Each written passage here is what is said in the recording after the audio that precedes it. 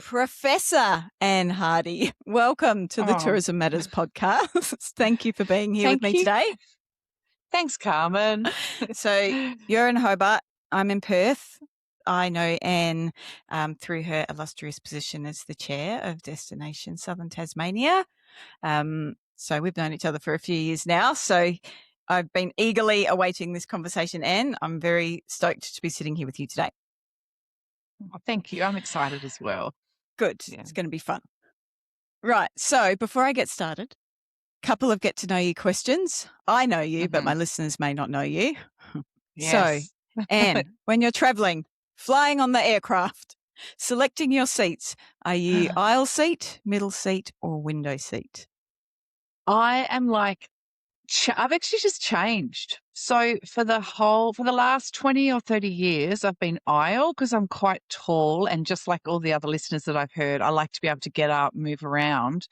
And also despite traveling, I'm really scared of heights, and I had a mortal fear of flying. So for Wow. some reason, the aisle seat like really helps me with my flying, but I've got over that fear through a combination of many, many things. And the last 2 months, I'm like, I'm going to book the window. So I'm going window. I'm changing. All right. How's So the window yeah, and working out for you? well, pretty good. I haven't done a long haul. I'll do that in April. So I don't know how I'm going to go with the kind of, I need to go the loose situation, stretch my legs. But I just realized you get more room when you're crammed up in cattle class. And I'm always traveling cattle class because that's what happens when you're an academic.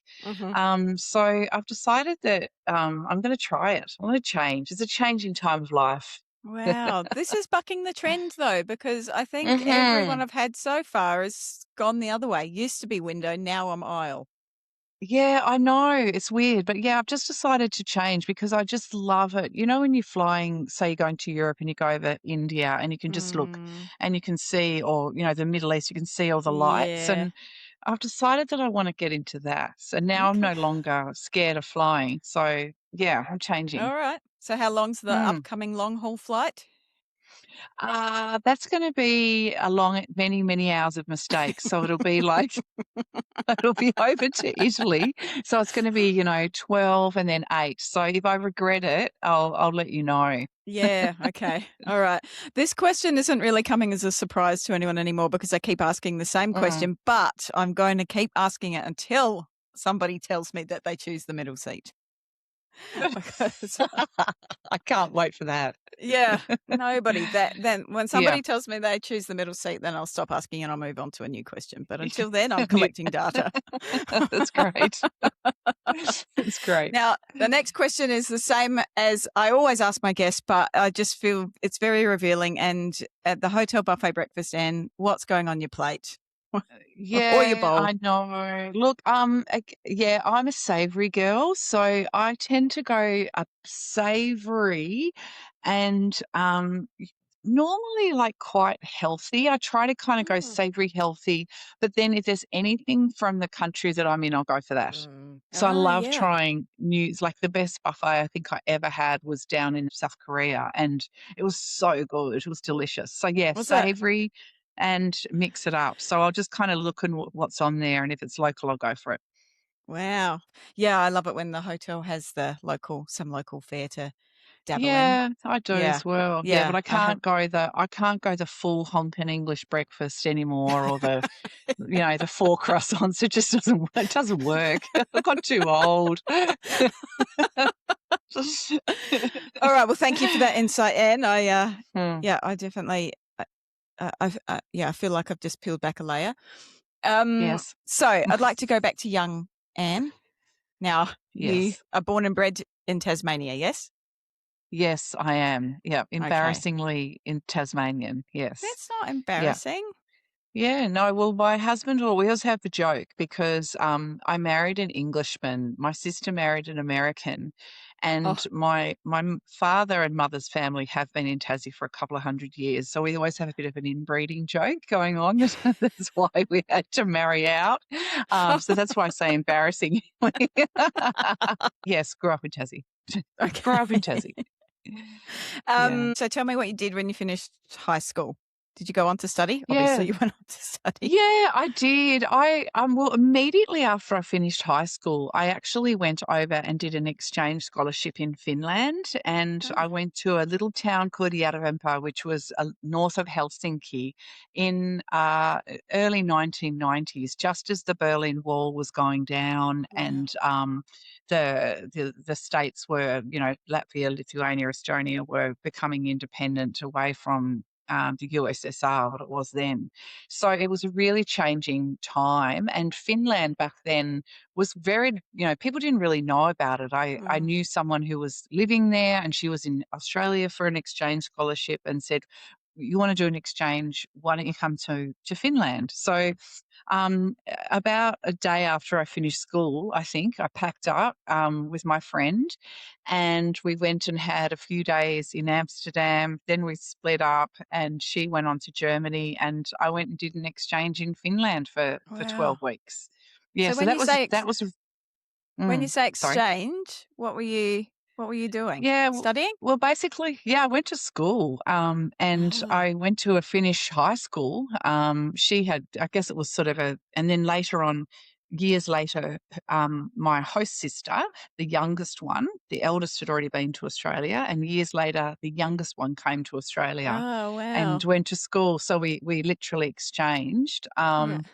And yeah, I went to school in Finland for 12 weeks. I understood very little, but I tried really hard to learn Finnish, which is an exceptionally difficult Oh my language. goodness. Wow. Uh, and that kind of really fueled my fire and my love of travel. I guess I realized I could be independent and travel on my own, and that really gave me that love of travel. And then I came back, went to university, started doing arts and law, and wanted to be an environmental lawyer Mm. protecting the Antarctic. That was my original goal. And then after a couple of years, I just decided that the nuts and bolts of law were actually not for me. They were a bit too boring. So I had a year off and I went traveling again. Oh, wow. Okay. Yeah, I went to Europe, did the backpacker thing, and then I came back to, I went over there and worked in Butlins, which is a big holiday camp in the UK. Right. And that's considered to be really where that model of holidaying is, where they kind of say modern travel began. So, when they brought in trains in the 1800s or early 1900s, these holiday camps along the coast of the UK formed. One of them was Butlins, and there were several Butlins around the UK, and people go there and stay there in a kind of closed-in camp, and there's about 3,000 guests and about 1,500 staff, and you live on campus or camp. And I worked there, and ironically, that was really the start of modern travel where I was working. That model was how travel began. What did you Then do there? What was your job? so for the people from the UK, they all understand. I worked on the fairground, and I wore a red coat. So I was like a working. So red coats in the Butlins are quite well known. And I also worked in a shop that sold trolls. So I Trolls. sold little Like the little toys, troll which were dolls with the hair. yes. Yes. So I was a troll retail assistant. And that was just fabulous. It was so boring. We used to comb the troll's hair. Yeah, I spent a lot of Yeah, time combing my troll's hair when I the was a troll's hair. kid Well, that's right. I spent an awful lot of time trolling, for a combing job. troll's hair. Yeah, for a job. And then I worked on the fairground, and then we just traveled through Europe for 6 months. And then I came back to uni, decided, okay, I need a change, did some different subject, ended up with a Bachelor of Science, and that's when I started going into further study and getting into tourism. Ah, Mm. right. Mm. It's going to take me a second just to move past the combing troll's hair That's right. part. I've just got the tagline. Oh, I'm not sure if I'll be able to take you Anne seriously for Hardy. the rest of the Yeah, troll troll. coma. Uh, Would you have yeah. described yourself in your teen years or, during this time of your life as an extroverted personality? Do you think I'm extroverted? No, I'm asking if Yes. you Yes. No, totally. Like, I went to a school, a really small girls' school until I was 16, and I always remember, and I often write to her now, I had a drama teacher who was amazing called Mrs. Herman, and, she used to put on these plays, and when it was one play was Henry VIII, and I was Henry VIII. Another play was about Egypt, and I was like King Nebuchadnezzar. I was always very extroverted, Okay. sometimes a bit too much so at school, and I've always loved being around people, and she taught us a lot about public speaking as well. And as time has gone on, and I've done more and more public speaking, the things that Mrs. Herman taught me have really helped all through my life, so it's Wow. amazing. Yeah, yeah, Oh, yeah, that's so so I learnt interesting. a lot. Mm. On a little side note there, my 10-year-old son has just decided he's doing drama as his elective and he loves his drama teacher. So maybe his drama teacher will have Oh, the same lifelong effect on him. yes, I think those Yeah. skills are undervalued, Mm, public speaking, confidence, yeah. all that type of stuff. Yeah. Yeah. Especially in our lovely little industry. Mhm. Um, right. So you graduate with a Bachelor of Science and then you carry on to Yes. further study straight away. Go Yeah, straight pretty into. much. Hmm. So I kind of came back from that overseas travel really having been inspired by going around Europe and seeing different countries. And around that time, my parents had a big life change, and they had bought this farm out of Sorel and built up a pick your own fruit farm. So the idea was that people could go out and pick like strawberries, cherries, Mm, a few raspberries, apricots.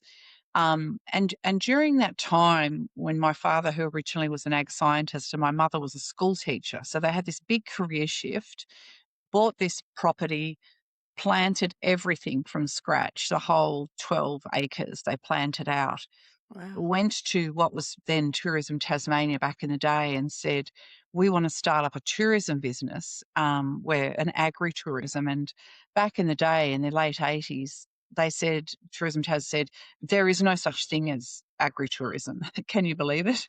Wow. Yeah. Um, and my dad, who was a bit of a scientist, began to collect data on how many people were coming through the farm and where they were from to prove to the agency, the government agency, that he was attracting tourists.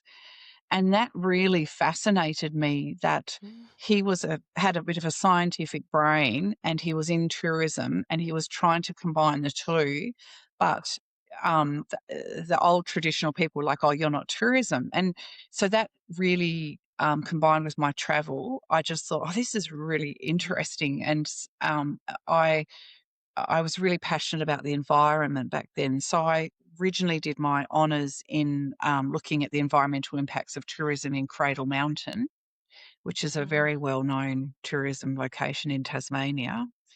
And then I went on and got a PhD scholarship in Queensland, and I started to look at the impacts of tourism on communities up in the Daintree region. So I sort of shifted. I wasn't, but the whole time I was really interested in, what is tourism? What what is the impact of tourism?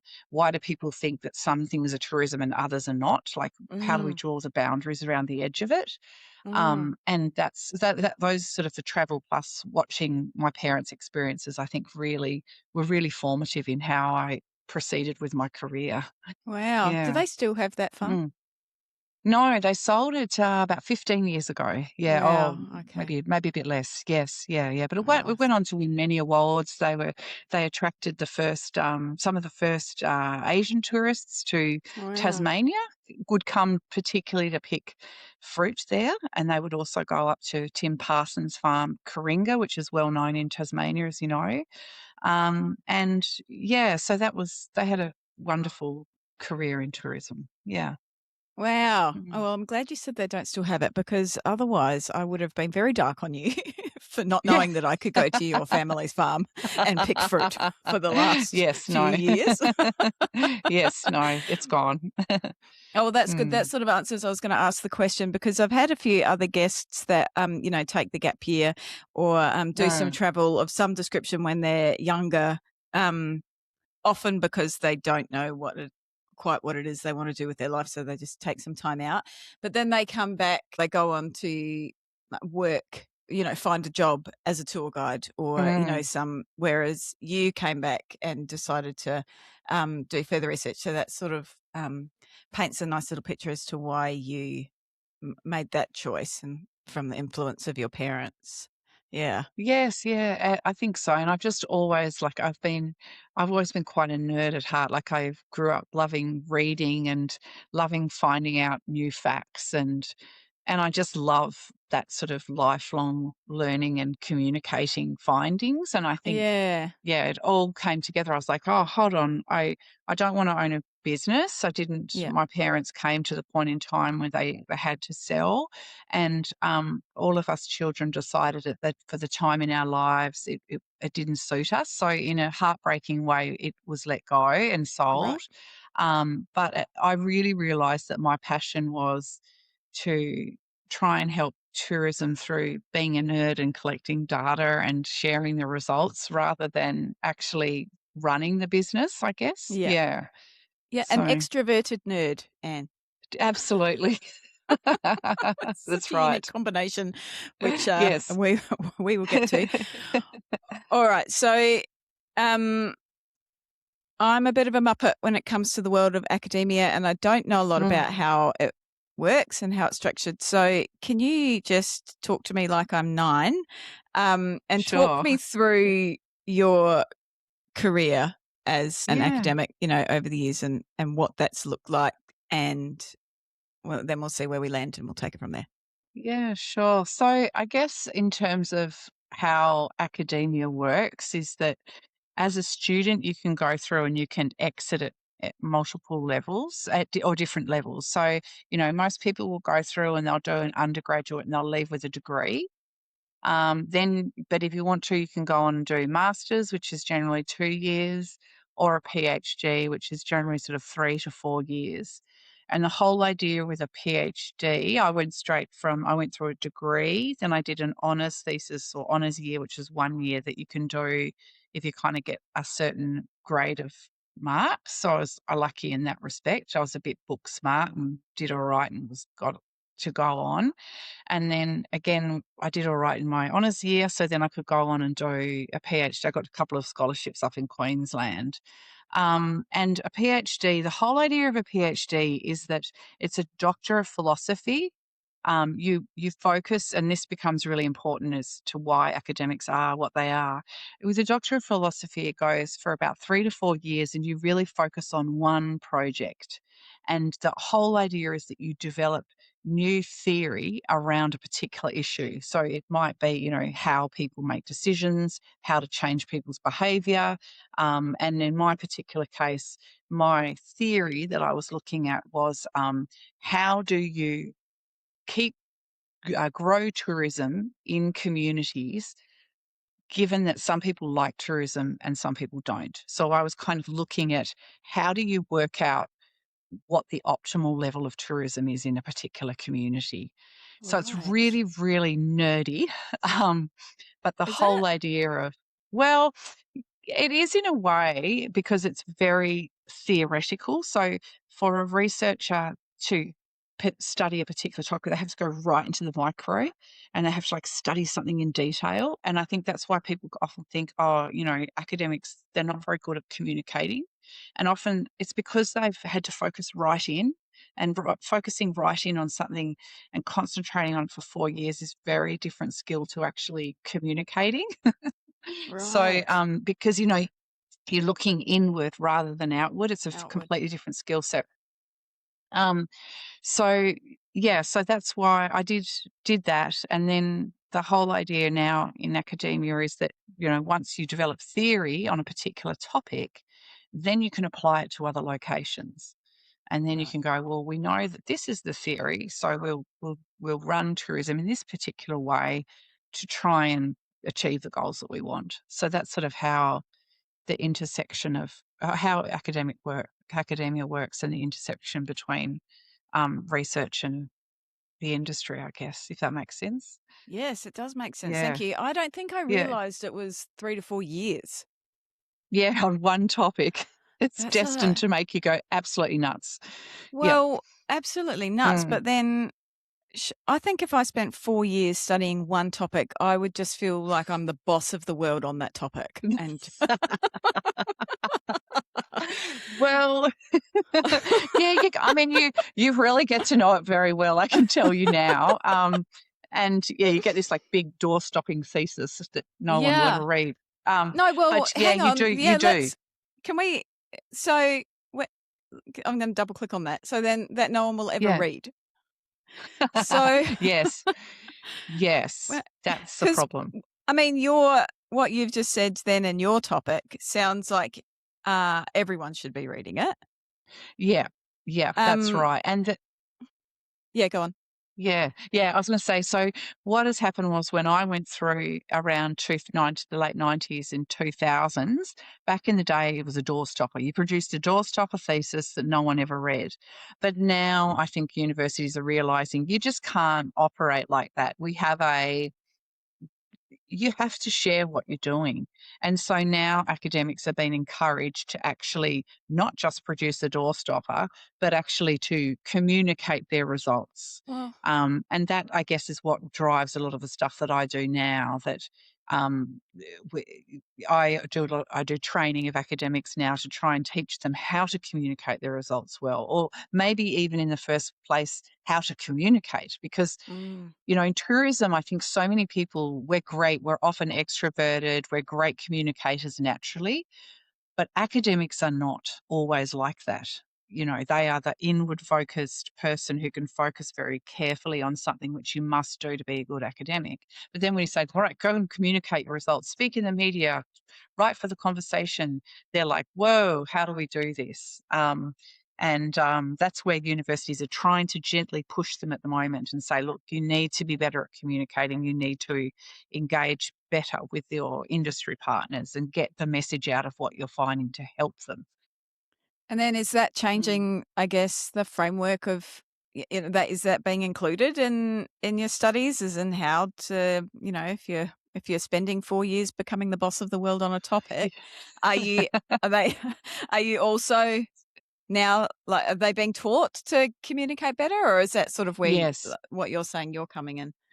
Yeah, so that's sort of where my work comes in. But overall, I think as a whole, academia is becoming better at communicating, but there's a long way to go. So through my career, after I finished my PhD, I didn't realise, but the way that I communicated was um, was often quite different to other academics. And over time, I've realized that that was a good thing because it allowed me to share my results and my findings with people. And I've realized after 20 years in the game, oh, I can share that knowledge. So now what I've been doing in my career is teaching academics how to communicate their research well, how to engage better with industry partners. Because it used to be that academics would come to the tourism industry and say, I'm going to do this study and I'm going to do it on this. And the industry would be like, whoa, but we don't want that. And Uh, now academics have been taught, no, no, you don't approach tourism or the industry that you're working with in that particular way. You've got to listen to them first and then help them solve their problems. And so it's been a complete change in the last 20 years as to how universities are working. And that's mm. where I come in. I'm very interested in helping academics get better at their communication. Well, because surely if I spent 4 years on something and kind of just thought that it was just gonna be filed away on a shelf somewhere, I think I would struggle to spend 4 years on something that was kind of Yes. not gonna go anywhere. Yeah, I think sort of in the olden days, like if you think, hundreds of years ago about academics, they used to kind of go, you think of them at Cambridge and Oxford, they used to walk around in their capes and, just create knowledge. And back in the day, it was considered fine to do, hundreds of years ago, it was considered fine to just study for the sake of studying. But now there's been this mind shift where we almost can't comprehend the fact that that would be acceptable. So yeah, it's totally different now. Yeah. Yeah. Okay, thank you. I feel like that Mm. was a really great little masterclass, and I think that will be very beneficial for any listeners out there that are even remotely considering, academia as a career path or are Mm. um, inclined to, um, do further research or further studies after an undergrad. So Yes. thank you. That certainly made it a little bit clearer. Well, much clearer for me. Yeah. Um, so I'm going to come back to a couple of things you said there, but I'm going to do that after you tell me a little bit more about your career journey. So Yeah. Okay. what's that? So I went up to Queensland and did my PhD for 3 years in the Daintree. And that was when I studied um, how to understand what communities view as sustainable tourism. So, That was and back in 19 you went and you were based there for 3 years? I was based in Brisbane, but I used to go Brisbane. up to the Daintree every winter. Yeah, so I Okay. spent a long, long period of time interviewing a lot of the local people, Mm. tourism organisations, government, all sorts of things. And I loved it. I really, really loved it. And so then after that, just as I was finishing my PhD, I was starting to think about what would happen, what to do next. And the University of Tasmania decided to start up teaching tourism to students for the first time ever. So I moved back to Tasmania for 4 years and worked setting up the tourism program down here in Tasmania. Okay. And then in about 2004, I thought it was time for a change. And I'd been on sabbatical, which is where you have a break from teaching and you're allowed to just focus for a few months on your research. And I was over in North America and I saw someone just passed me this piece of paper with a job, and it was in northern British Columbia. And at the time, we were traveling about to go into British Columbia, and I was reading the map on one side, and I didn't realize that if you flip the map over on the other side, British Columbia extended the same distance north. So it's a massive province. It's about 2,000 kilometers long, Sounds which like is quite something I funny. would do. Yeah, exactly. It's like, oops, it's big. Um, so yeah, I thought, oh, this sounds crazy. It's remote, which I like. It's regional. It had the highest percentage of Indigenous students at a university in Canada. The university was started because the community actually petitioned and said, we want a university, and it was 1,000 kilometres north of Vancouver. You used to get 16 feet of snow every year. So we just decided, right, let's go for an adventure, go to Canada. And I went and worked at that university there and loved it. And I started doing research over there, looking at big recreational vehicles. You know, these huge RVs that drive up and down the highway from America right up to Alaska, and they call them snowbirds. They're often retirees driving, Ugh. and hundreds of thousands of people, but no one wanted to study them because back in the day, they thought they were old fuddy duddies, freeloaders, not putting any money into the economy, and just worthless tourists.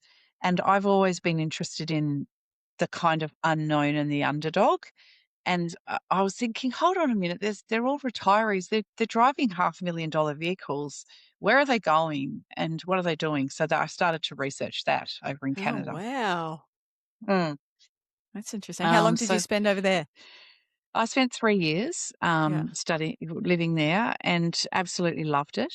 And then suddenly in 2007, we had to move back. My sister and her daughter became very sick very suddenly and unexpectedly. And so overnight we moved home, pretty Wow. much. So my life just changed, which was a really pivotal moment. And Mm. for 4 years, I had out of academia while I had kids and was around the family, which was really, really nice. Yeah. But then when I came back to academia, I returned to Tasmania, had 4 years off. A job came up at the University of Tasmania again. and I started back working there again. And all the time that I was in Canada, I kept thinking to myself, we never really know where people go. We actually don't know where people go. Ah. And then during that time, technology was getting better and better. So when I got back to Tasmania, I continued to study motorhome users and van lifers and that type of thing.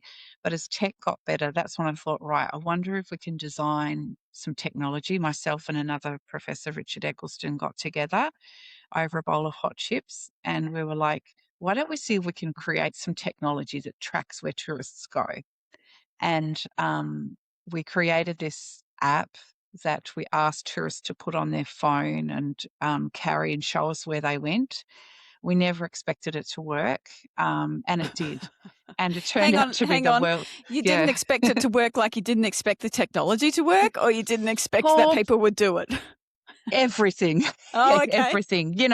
Imagine you get off the plane, you're picking up your luggage at the carousel. A researcher comes up and says, "Can I track you for the entire duration of your stay in Tasmania?" I thought that people would just go, "No way." But we gave, we asked, and we were really honest about what we were doing, and they said yes. It was such a crazy study. They were like, "Yeah, all right." We said, "We'll give you a map and show you everywhere we go, and you could share it on social media, and we'll keep your data private," which we did. And we became the first group ever to track tourists around a destination for the entire length of stay. So Okay. suddenly we knew where people go. Yeah. So, um, did you have any background in tech? No, no. So, I just I okay. just had an idea. Yeah, neither did Richard. No, okay. So we got, we got a tech provider down here who were fantastic, Ionata Digital. They were brilliant at creating really beautiful solutions and apps and that type of thing. And I mean, through my research, I knew that it was becoming possible to track people. I knew that because, you know, you can see it on TV on Homeland. They like Yeah. track people and then they ping them with drones. So I'm like, well, surely we could track tourists, but in a nice way. And we have to do it ethically. Hasn't anybody watched Um, NCIS? yes, exactly. So we kind of knew, and we made this great team of researchers, put it together, and we just went for it, and it worked, and it became bigger and bigger and bigger and got more and more attention. And yeah, we tracked people for the first time ever around the world with their consent, which was Yeah. really important. Yeah. Yeah. How was this Mm. funded? We got funding from the university and Right. also from an that received funding from the state government, Right. Tourism Industry Council. Yeah, so it was funded from all different places. Yeah. Wow. Mm. And okay.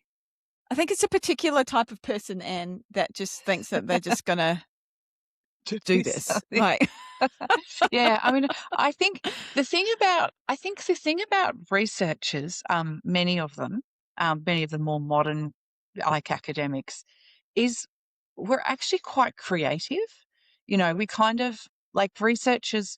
A good researcher, I think, or a creative researcher will always be pushing the boundaries of knowledge. So they'll be thinking, well, we don't know where people go. Like, there's all these amazing surveys, but they don't actually tell us where they go. But we have the technology, so let's do it. So I think that's I'm always interested in pushing the boundaries of knowledge, mm, but, through research, like designing new methods to answer questions.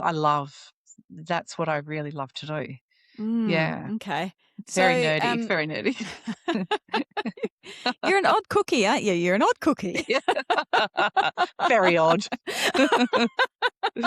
Yeah. um, so, Yeah. that app was called Tourism Tracer, yeah? Yeah, Tourism that's Tracer? right. Yeah. Yeah, okay. And Yes. are we still tracing tourists? No, no, it's finished now. I mean, like technology changes all the time. And, at the time it was incredible technology. And now it's Mm, just normal. We're all yeah. tracked every day of our life. The only problem Yeah. is that data is never actually released. And that is what I have a problem with in tourism is that, you know, we are all tracked, tourists are all tracked. Large tech companies will sell segments of that data, but we really, as an industry, we should be allowed to have way more data than we have to make decisions. We have been forced, you know, the industry is often doing all this guesswork. You know, I wonder Mm, how long people actually stay in this new region where we have a new tourism product. They don't ever really know. But the big companies, you know, Google and Apple, they know exactly that data and we can buy it. Organizations can buy it. But I would love to see that data a lot more accessible. mm, I think that's Australia. I think the challenge for Australia is that, you know, in other countries or like say Europe, for example, data is open and you can access data more freely. And that right. allows businesses to make decisions because, Mhm. you know, if we know that people are generally driving north and we're driving the left hand side of the road, it means for a new business, you're going to want to buy your property on the left hand side of the north road to capture the visitors going north, you know. Yeah, So, okay. um, you know, that's what I'd love data to be much more accessible for the industry. Mm. I'd love Is that. there any Yeah. policy work is there any work being done on that? Do you know? Not a lot. No, not in Mm, terms of making it more open. Yeah, I think mm. Australia is still in a, um, you know, we're still very protective of our data. But Then yeah, maybe the tourism tracer app needs to come back, Anne. yeah, well, that's right, in another form. But yeah, I would love it to come back. Yeah. Oh, it does seem silly Yeah. that the industry doesn't have that what seems to be quite critical information. Mm, But, mm. it's amazing. All right. So tourism tracer, what happens after that? Yeah, so well, Tourism Tracer was busy. You know, that kind of got a lot of attention, and I was really lucky. I got lots of invites to go and talk all around the world at different forums, at you know things like United Nations Environment Program, and it led to work with you know the Asia Development Bank, and it was a wild and amazing ride that took Mm, me right up to about COVID, really, and then obviously tracking people's all about mobility. yep. And there was no mobility in COVID. Mm, But around that time, I started becoming really interested in what does travel actually do to people, to their minds? Like, what does it actually does it change their behavior? Like, can we actually change behavior through travel? And that's what I became interested in. And around that time, the Antarctic tourism industry was growing very rapidly and the university had a big, fabulous team, but they didn't have a lot of tourism expertise.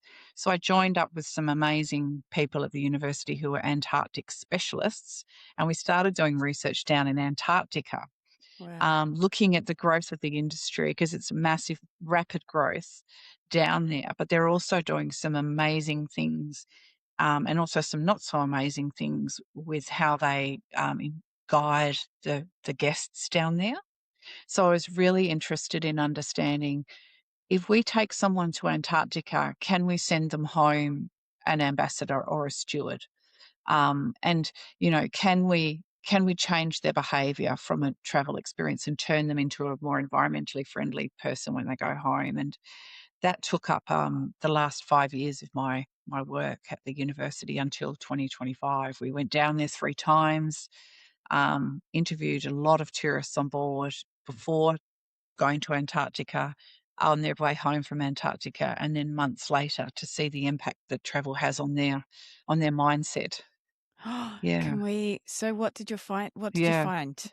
Go. yeah, yeah. Well, I mean, again, it was that kind of theory, back to the theory and everything, and applying these theories of behaviour change to it. And what we found was that Antarctica is a really obviously a transformative place because it's the scenery, the fact that it takes 2 days when you're down there, you can't turn back. It's a big travel experience. So that has an impact. But what we found was that if passengers were getting out and basically doing things with their hands and hearing things with their and seeing things and touching, well, not really, can't touch the ice down there, but if they were experiencing things with their senses and getting involved, it had a profound impact on how they viewed Antarctica and the world. So, for example, when you go down to Antarctica, you get the opportunity to go out on a science boat where you will help PhD students collect data. So it's called citizen science. And in one of them, you can actually collect water. So when you collect these jars of water, they just look like water. And then we would go onto the ships, and the guides would put the water under the microscope. And one day we put the water under the microscope in Antarctica, and we could see blue plastic. And you just go, "Oh my God, we've ruined our world. We've buggered it," you know? And Are and the the passengers on board guests, saying this too? they're just like, oh, they Oh, were they are. just Okay. aghast. Yeah. I mean, as well as seeing all these really cool little tiny animals, which was amazing, they also saw microplastics. Wow. And, it was just a jaw dropping, heart thumping moment Mm, for those guests. And then the guides on the ships that we're on, some of the guides are amazing and sort of said, well, this is what you can do about it. When you go mm, home, you can do this and this and this. You can tell people about what you saw. You can, change your behavior in this and this way. So, what it really showed to us is that if you can give a guest a really profound experience that they're actively involved in, if we're just sitting there getting reams of information, we don't take it in. But if mhm, we've got our hands busy and our minds are busy and maybe we can smell things and we can see things, that's where you have these profound impacts of travel that can really mm, transform the way in which people behave when they get home. And yeah, so it was really profound. It was an amazing experience, and it mm. was really exciting research to do because so many of the companies down there were really committed to it, which was great. Were they? Oh, Yeah. good. Mm. Not all, but some. Yeah, many. Yeah. Um, oh, that's quite shocking, isn't it? Yeah. Yeah. Um, and so, um, what you're saying there is that if the guests are actively involved, then you Mm. see changes in their behavior when they return home? Yes, yeah, Yeah. that's right. Not Okay. always, but often Yeah. if they have the ability to change. Some people might go home to a country where there is no recycling, there are no options to do things. Yeah. But then that's a societal thing that might limit their Mhm. ability to change despite them wanting to. Mhm. But yes, we could see that profound change. And, there are theories of why that happens that, if you, as I think I was talking to you about the other day, it's called the elaboration likelihood model, which is one of the theories. And it says that, when you're guiding, you can give people peripheral cues like, you can wear a green shirt and look professional and have a, sharp haircut and be a good speaker, and people will be likely to listen to you. But the central cues of that's what the component of the guiding experience that has the profound shift on people's brains. And that's when you're actually challenging the way people think. And so when people saw that microplastic, they were like, whoa, I thought it was clean down here and pristine, Yeah. and it's not. And that's where you're challenging their belief systems and through central cues. And that's sort of nerdy academic and in practice. It's so interesting. Yeah. Um And, we're both mothers, so, when you're raising Yes. children, you know that you get better, buy-in from a child if they're being Yes. involved and, getting Yes. tactile, and so it's really interesting to hear that that is, not just in childhood, but because I Yes. can imagine that Everywhere. you probably wouldn't have seen the same results if the guests had been, hearing about microplastics Yes. that were yeah. Yeah, Uh, absolutely. And mm, another time we were down there, and so many of the ships that are down there, the newer ones are electric, so they're very quiet. So one night we had this thing, we called it like silence on seven, and we just asked the guides if we could have silence on deck seven. So we just said to everyone, we're just going to be silent on this deck. Come outside. We're not going to do anything. And so the ship was moving through this canal, and it was so quiet because it was electric. You could hear the penguins going flip, flip out of the water. You could hear the whales before you saw the blow of water, so you could hear them making noises, and that sort of makes people's spine tingle. And mm. again, it's engaging the senses and those central cues. And, I think as much as what we don't do, often what we do is important as what we don't do in tourism when we're guiding people. So those moments of quiet, going still. We don't always have to fill the air with voices and sounds and information. Sometimes it's just being very quiet, and that's what has a really profound impact um, on people's experience and therefore their behaviour and their take home and their satisfaction and everything. This is Yeah. disgustingly interesting, Anne. So, see, I told you being a nerd is a good thing. Oh, I am down. I am. Yeah, I'm as. I love nerdiness. Yeah. So can I ask then, and you don't have to answer if you don't want to, but what is your Mm. stance or thoughts around tourism in Antarctica? Yeah. Okay. So this is my stance. It's very similar to tourism in World Heritage areas, such as in Tasmania. So um, Antarctica is governed by the Antarctic Treaty System. And in the Antarctic Treaty in itself, you can Google it, says that Antarctica is a place for peace and cooperation. No one is in charge, that everyone makes decisions collectively, and that at the heart of Antarctica, it's about science and a place for people to learn from. So I believe that if your form of tourism is centered around peace, collaboration, and teaching people science, then your business belongs down there. If your business is not doing that, and if you're making up an excuse to fit it around that, I don't believe it belongs down there. So it has to be science, learning, and discovery has to be at the core of what the tourism product offers. That's it. So it has to be, Perfect. highly educational, Yeah. and very, very special. I don't think that it's not a playground. It's not a place for bucket listing. Even though people do Mm, go down there to bucket list, it's not about being mm, the first person to, I don't know, fly in a helicopter, or it's not mm, it's not a place for firsts. It's a place for deep science and learning, and that's what operators need to have. And many of them do. Many of them take it seriously, but not all of them do. Well, that's Yeah. good to hear. Mm. Thank you for answering that. You have obviously answered that before because it was very No, no, no, concise. well, not funny you should say that. Not necessarily publicly. I don't often say it publicly, but I'm happy to say it. Yeah, Yeah. I've done a Mm. lot of deep thinking about it, and that's where I've landed only in the last year. I've really kind of consolidated what I think about it. Ah, Yeah. well done. Thanks.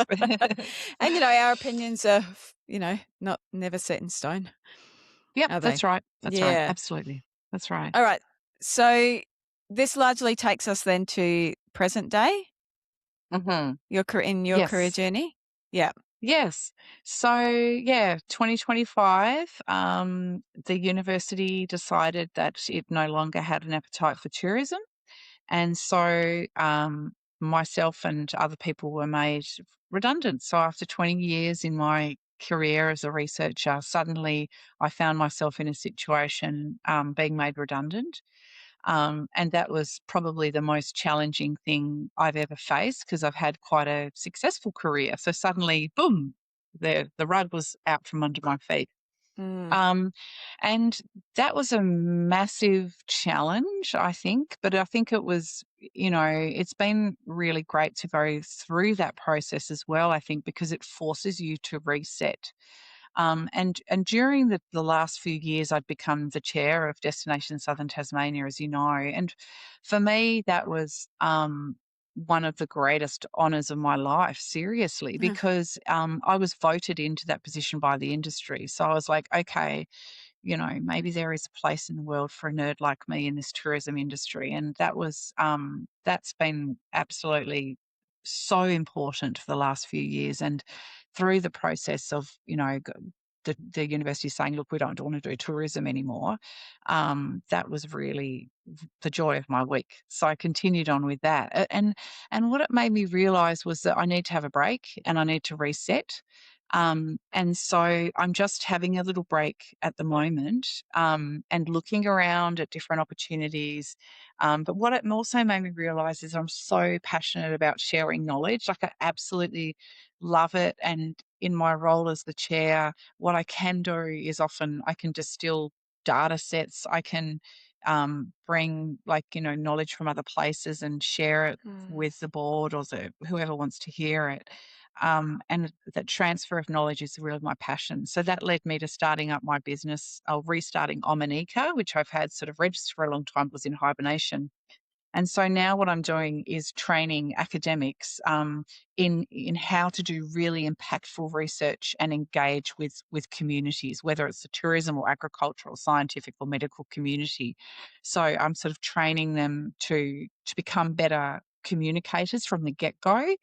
And I'm also doing a little bit of tourism consulting as well to help destinations that might sort of need a bit of help with doing their research. So it's been a really interesting time in my career and very, very challenging, I've just learned so much about what I love and what I'm really passionate about. So I feel like, while these things happen, and I know that many of your people you've interviewed talked about redundancies and Mhm. changing jobs and losing jobs. And yeah, it's been incredible process to go through. But I think it's Mm. made me a lot more compassionate, but a lot more reflective on what I might be able to do for the next part of my career. Yeah, it's such an Mm. emotional roller coaster, isn't it? Mm. When Yes. something Yes. so life-changing is sort of thrust upon you and you have Yeah. no yeah, no say in it. Absolutely no control. You don't have any control over it at all. And, No. at the end of the day, universities are big businesses and they have to make big decisions.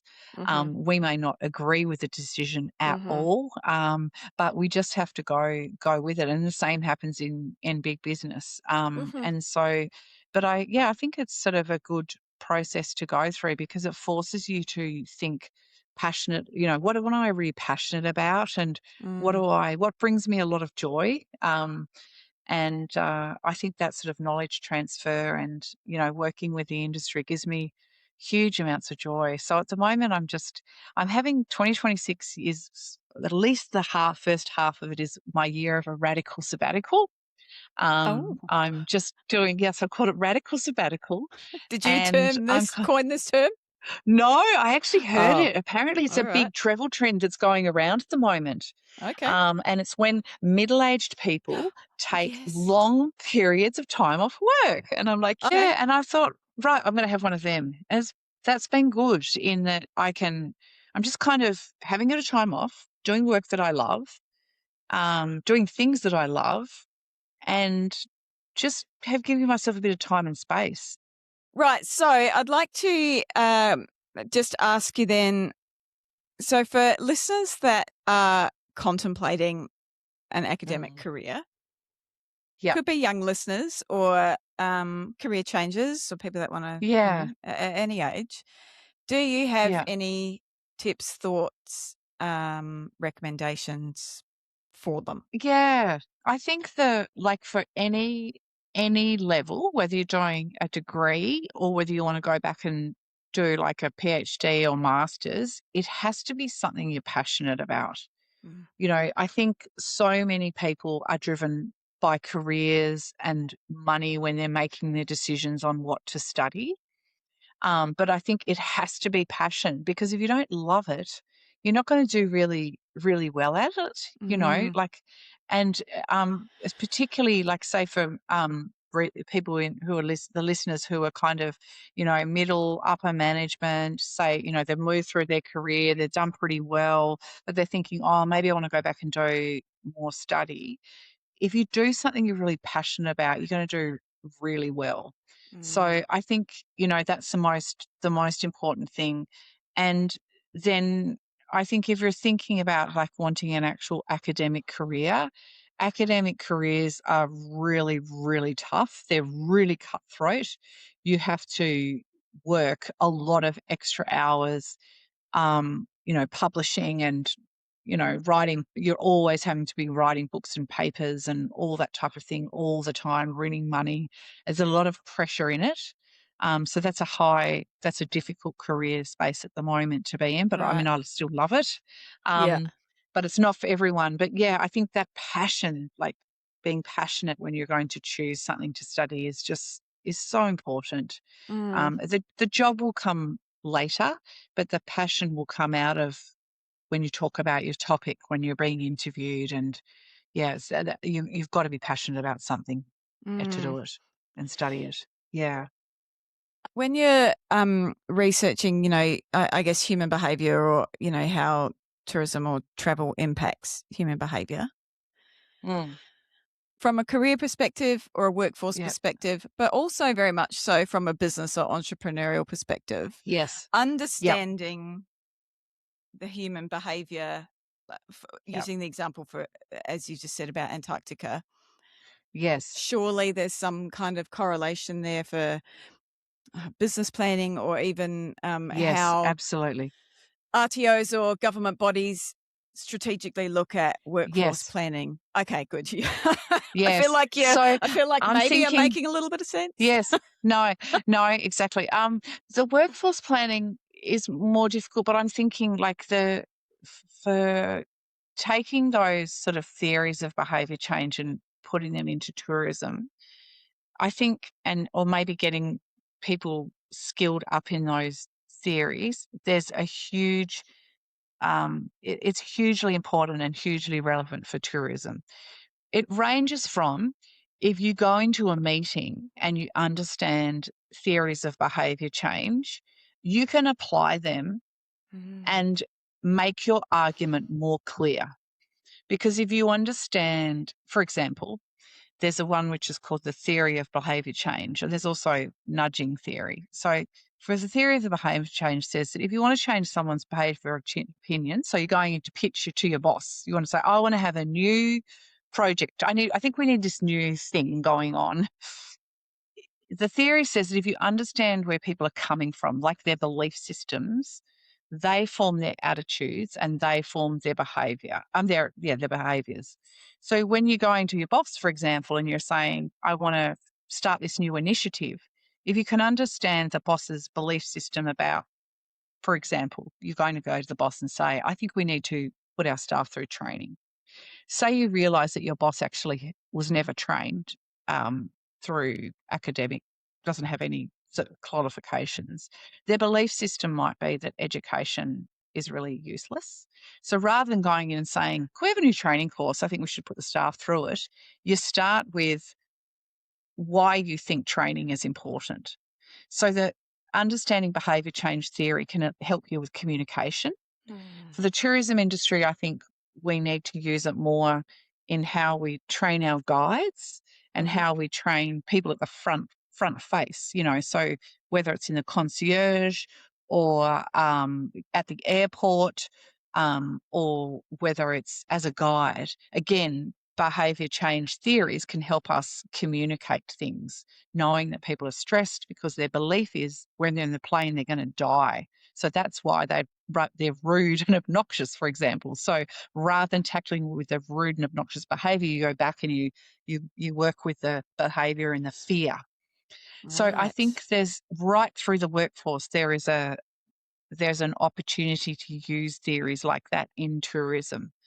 Um, and in terms Yeah. of, yeah, training, yeah, is that answering your Yeah, question? yeah, yeah, yeah, yeah. Yeah. Um, I'm not gonna go off on a whole other tangent, but I really do want to, but I won't.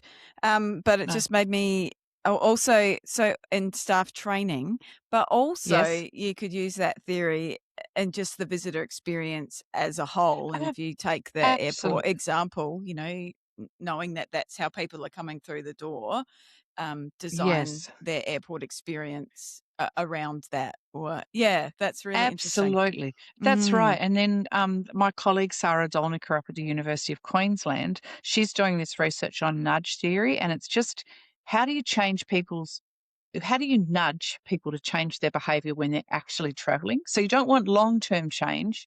You just want to change it when they're there. So for example, when you're staying in a hotel room, how can you encourage people to turn the lights off when they leave the room? How can you encourage them to not have their room cleaned every day? And, the nudge, again, she now knows through her research that things like signs and that type of thing, they don't really work. But she uses things like financial incentives, and that works better because people get something back to benefit themselves personally. So that's why if you want to nudge someone's behavior just in the short term to change how they move around a room or something, you don't want to change their behavior long term. It's just right now. She's working on how to do that. And so there's so Yeah. many useful ways that you can apply it in tourism, understanding how people make decisions when they travel and why. And yeah, I think there's a lot of opportunity for it in tourism. Yeah, Okay, thank you. yeah. That yeah. Mm, Um, right, one last thing then, just on that, and then yes, we'll wrap it up. But because all I'll go back to what we were saying at the beginning, but like yeah, that research that she's doing, your colleague is doing, yes, yeah, is we need it. And I say we, being yes, the tourism industry, need it. yes, So yes, if you're working with academics on how to communicate better, um, yes, what about from the other side then? And like, yeah, what about yeah, operators knowing that this research even exists, or is that a byproduct yes. of getting the academics to communicate better? Is that Yeah. Look, I yeah? think it's from both sides. So, um, if you are an operator, say you've got an interest in something. So, oh, I'm just thinking of the Tasmanian example, actually, Hmm. which is not to do with an operator. So recently in Tasmania, we had this big contentious proposal for a stadium. So what you can do, any member of the public can go onto Google and they can type in Google Scholar. And that brings up this new page, and you can put your keywords in. You can find all the research that's ever been done in that particular area. So, for example, with me, I was like, several years ago, there's a proposal for a stadium. So I went in and said, my keywords were economic benefits of a new stadium. And I could see all the previous research that had ever been done. So that's one thing that operators can do if they're just interested in accessing information. But if they have a problem, like say you're an operator or you're a regional tourism organisation, you have an issue that you're dealing with, what you can do is approach researchers that you've seen who are good communicators that you kind of feel like you might resonate with, or if you don't know them, you can just write to your local university and say, "We have this problem. We're wondering if your researchers would be interested in helping us work on it." And often, researchers would be very interested in doing it. Right. Sometimes they can, sometimes they can't. Sometimes they need money to fund it. If it involves, travel and resources and that type of thing, sometimes they don't. More often than not these days, they do need a little bit of money. But they can often go for grants as well and say, all Mm, right, I'm doing some work for this group of businesses. They're all small and medium enterprises. They're funding they can't fund a big project, so the researcher can go out and try and access funds to do the research for them. So there's, right.